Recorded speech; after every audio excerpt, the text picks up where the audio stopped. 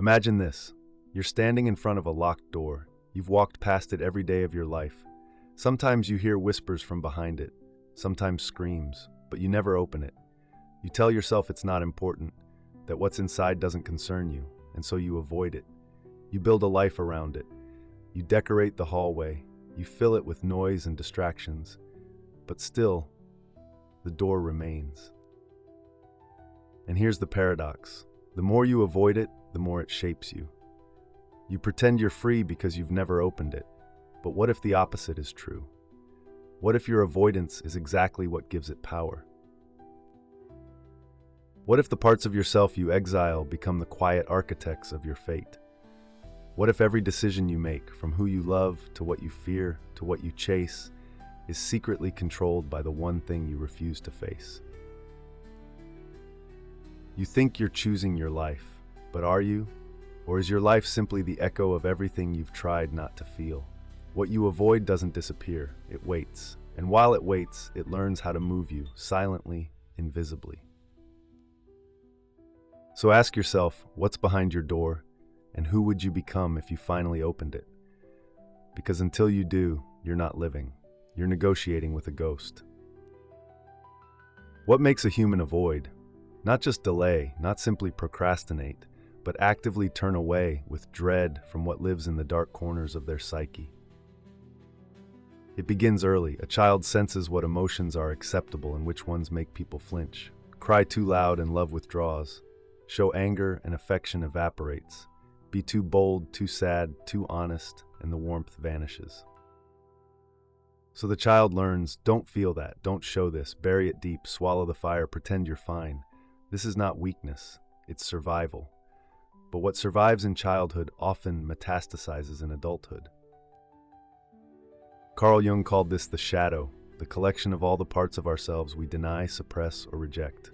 Not just rage or shame, but also brilliance, confidence, sexuality, power. Everything you decided, consciously or not, was not allowed. The shadow is not passive. It festers. It grows more intelligent with time.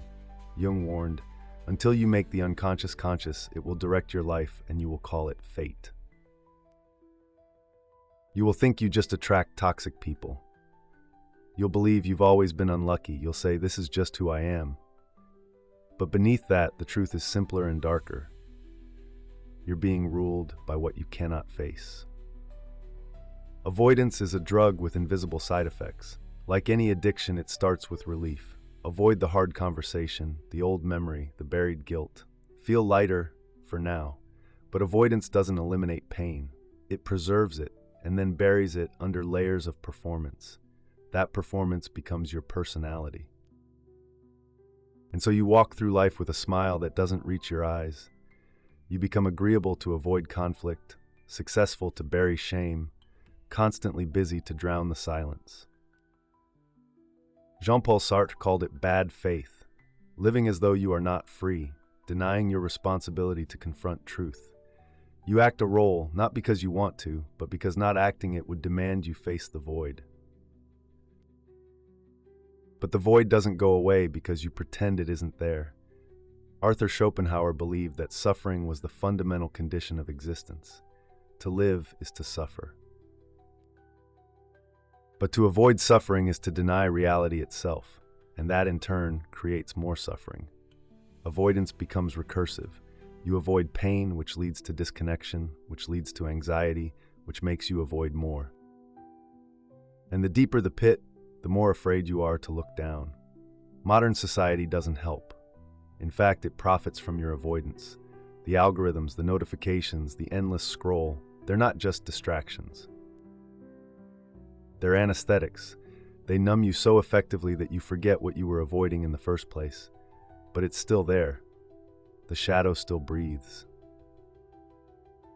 And it leaks, in passive aggression, in self-sabotage, in panic attacks that seem to come out of nowhere, in the strange ache you feel when you're alone, even for a moment.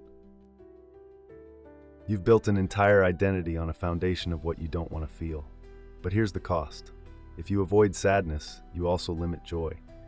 If you avoid anger, you also weaken passion. If you avoid risk, you flatten your entire sense of aliveness. Avoidance isn't just a psychological glitch, it's a philosophical tragedy. Because what you avoid defines the edges of your world. And the more you avoid, the smaller your world becomes. So here's the deeper tension. You think you're protecting yourself from pain, but what if the act of avoidance is the pain itself? And if that's true, what has your life become? A sanctuary from discomfort or a prison built by fear? The question is no longer why you avoid. The question is how much of your life has been quietly shaped by what you fear to face.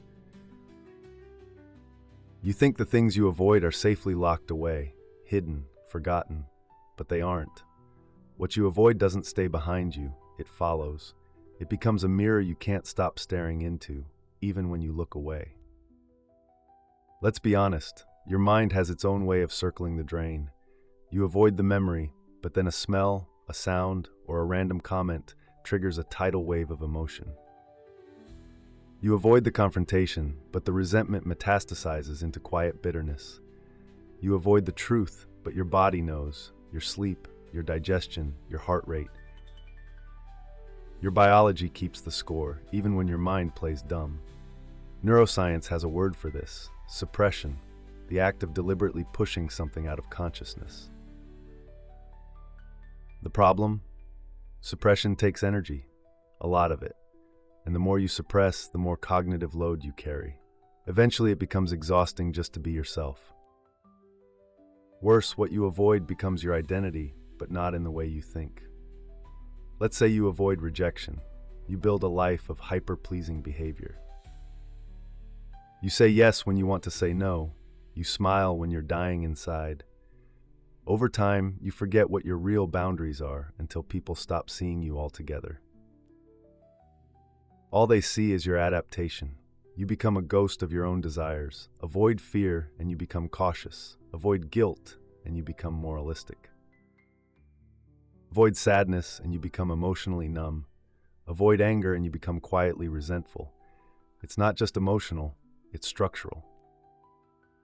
Entire systems are built on avoidance. Politicians avoid truth to preserve power. Corporations avoid ethics to chase profit. Families avoid history to maintain image. Cultures avoid discomfort to protect dogma. The personal becomes political. When avoidance is collective, it becomes denial culture. A world where nobody says what they feel, everybody pretends they're okay, and silence is mistaken for peace. But peace isn't the absence of noise, it's the presence of honesty. And when a society avoids honesty, it breeds dysfunction. Addictions rise, violence simmers beneath smiles, depression becomes epidemic, but everyone's Instagram says living my best life. You can't medicate what you won't name, and yet we try. We self-soothe with dopamine, scroll, swipe, snack, spend, stream. It's no coincidence that the most addictive products in history were designed to anesthetize discomfort. But that discomfort didn't vanish. It simply retreated, waiting for night or loneliness or a moment of silence to return. Avoidance makes cowards of our convictions. How many dreams have died, not because of failure, but because of fear never faced? How many relationships crumble because someone was too afraid to say, "This hurt me," or "I need more," or "I'm scared you'll leave"? How many opportunities wither because we told ourselves, "I'm not ready," when in truth, we just didn't want to feel the sting of trying? Avoidance becomes the great thief of potential, and its worst trick, it convinces you it's rational. It wears the mask of maturity. "I'm just being careful." It wears the robe of humility. "I don't want to make it about me." It wears the armor of logic. "Now's not the right time." But deep down, you know what you're avoiding, and you know it's shaping you. Because when avoidance becomes your operating system, every decision is compromised. Every yes might be a disguised no. Every success might be compensation for the fear you never conquered. You may look functional, even successful, but inside you're divided, torn, waging a quiet civil war with the self you never got to be. This is the unseen consequence. Not just the emotion you avoided, but the person you avoided becoming. So the question now sharpens. If what you avoid controls you, then who are you really? And who could you be if you finally stopped running? You've spent your life tiptoeing around pain, around truth, around yourself. But what if rebellion is not the refusal to feel, but the willingness to feel it all? The only way out is through. To break free from what you avoid, you must commit an act so radical, so counter to everything modern life teaches you, that it feels almost criminal. You must turn toward the thing you fear most. It sounds simple. It's not. It's not about forcing yourself to be brave. It's about becoming intimate with discomfort, sitting with it, letting it speak, letting it breathe. Not to fix it, not to erase it, but to understand it. To reclaim the parts of you that never stopped waiting. Carl Jung once said, "The cave you fear to enter holds the treasure you seek." And he meant it literally. The darkness is not the enemy, it is the doorway. What you've avoided holds not just your fear, but your wholeness. Think of the people who changed the world, not because they were fearless, but because they stopped lying to themselves. Viktor Frankl, imprisoned in a Nazi concentration camp, found meaning in suffering and built an entire philosophy, logotherapy, around the idea that facing pain is not just inevitable, but essential. Malcolm X, once imprisoned, confronted the shadows of his past and used them as the foundation of a voice that would shake systems. Frida Kahlo, ravaged by physical trauma, turned her pain into vivid self-portraits that exposed the raw truth of being alive. They didn't run, they turned toward. And in that turning, they became something else, something more real. But how do you begin? Start with noticing. Where do you flinch? What conversations do you avoid? What dreams make you hesitate? What memories make your stomach twist? But how do you begin? Start with noticing. Where do you flinch? What conversations do you avoid? What dreams make you hesitate? What memories make your stomach twist? Don't push them away, don't rush into battle either. Just watch, pay attention, because the shadow doesn't want violence, it wants recognition. Next, name it. Naming is power. When you can say, "I am afraid of being unloved," or "I feel like a fraud," or "I resent how I gave myself away," you stop being its puppet. You stop negotiating with ghosts. Now take the smallest step toward it. One honest conversation. One day without the numbing habit. One journal entry where you don't censor yourself. You don't need to dive headfirst into the fire. You just need to stop pretending it isn't there. And when the pain rises, because it will, don't run. Feel it. Let it wreck you. Let it rewrite you. Because pain is not the enemy. Lies are, denial is, pretending is.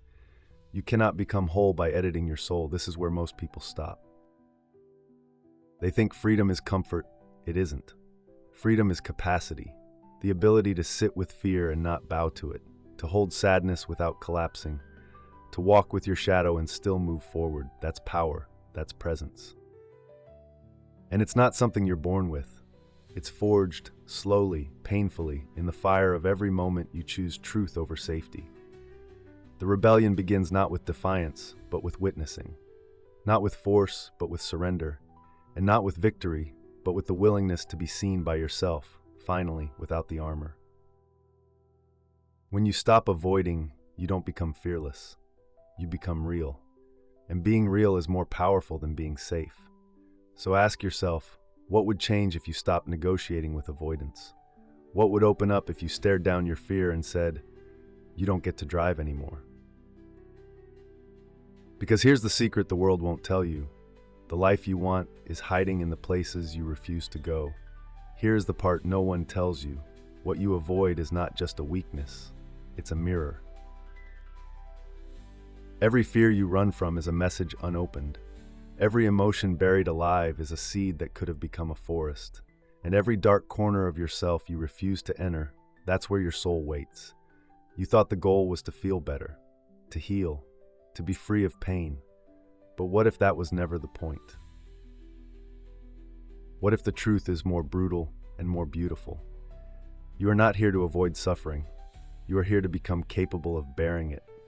not just surviving it, but integrating it, turning it into something sacred.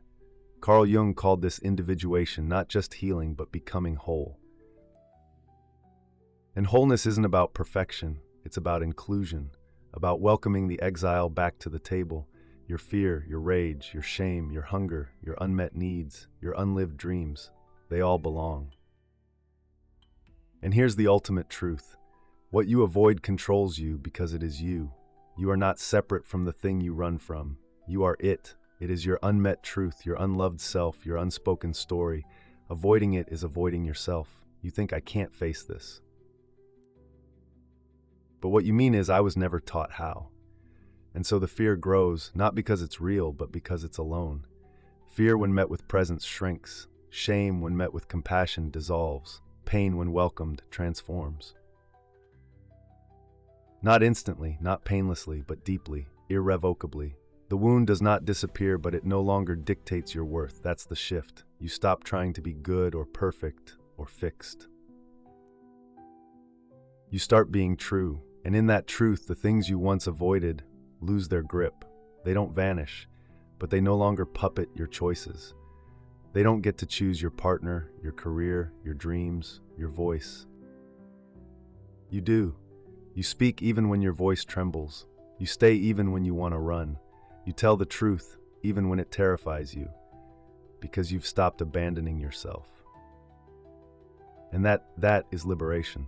Friedrich Nietzsche once said, one must still have chaos in oneself to give birth to a dancing star. That chaos, that fear, that shadow, it's not your flaw, it's your forge. The deeper truth is not that avoidance is a mistake. It's that avoidance is a stage in becoming, a signal you're nearing the place where your real life begins. And when you finally arrive at the door you once feared to open, you find something unexpected, not a monster, not a wound, but a younger version of you, tired, guarded, waiting to be seen. You avoided that part of you for so long that you forgot it was never dangerous, it was just hurt. And in that reunion, you reclaim your power, not the power to dominate, but the power to integrate, to bring home every disowned part, to walk forward as one, no longer fractured. This is what they don't teach in school. This is what they never said in therapy, that you are not just meant to cope with your shadow, you are meant to become whole through it. And so we return to the door, the one you've always feared, but this time you walk toward it, not with trembling hands, but with open eyes, because now you know, it was never about the fear, it was about what the fear was guarding, and what it was guarding was you. You were never meant to live half a life, not a life curated to avoid pain, not a life staged to maintain appearances, not a life where you spend your days managing the echoes of what you've buried. What you avoid becomes your ceiling. It shrinks your world, it edits your voice, it hides your depth. But here's the truth that waits at the edge of all avoidance. You are strong enough to feel it, to face it, to walk through it. And when you do, when you finally stop negotiating with fear, you'll see that the monster under the bed was never trying to hurt you. It was just trying to be seen. You've spent years running. Now spend a moment returning to the locked rooms, the unsaid words, the versions of you that never got to speak. Because real peace doesn't come from avoidance, it comes from intimacy with your own chaos. And one day, when the world goes silent, when the noise fades and all that's left is you, you'll realize what once controlled you now walks beside you, not as a captor, but as a companion. And from that place, you'll no longer just survive. You'll create, you'll love, you'll choose, you'll finally live. If this message found something buried in you, don't scroll past it. Take a moment, breathe, then ask yourself, what am I still avoiding? Because awareness is the first act of rebellion. If this video helped you open even one locked door within, subscribe for more content that doesn't just entertain, but awakens. Comment below, what have you been avoiding, and what would change if you finally faced it? And if you know someone who's been living in the shadow of what they won't name, share this with them. It might be the key they've been waiting for. This isn't just a video, it's a mirror. The only question is, will you look into it?